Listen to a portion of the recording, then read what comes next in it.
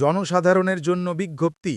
ভারতীয় ন্যায়সংহিতার ১৭০ ধারা অনুসারে নির্বাচন প্রক্রিয়া চলাকালীন কোনো ব্যক্তিকে অবৈধভাবে ভোটদানে প্রভাবিত করার উদ্দেশ্যে কোনো ব্যক্তি যদি অর্থ বা পারিতোষিক প্রদান করেন অথবা নিজে ওই অর্থ বা পারিতোষিক গ্রহণ করেন, তবে তার এই আচরণ শাস্তিযোগ্য অপরাধ।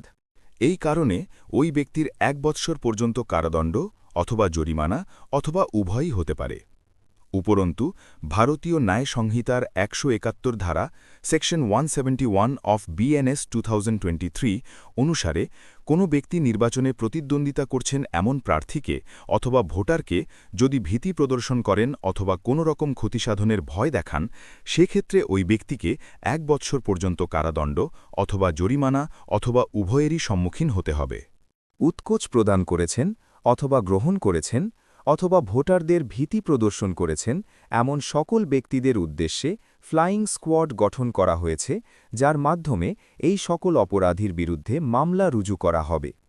সকল নাগরিকের প্রতি আবেদন, আপনারা কোনো প্রকার উৎকোচ গ্রহণ করা থেকে নিজেদের বিরত রাখুন।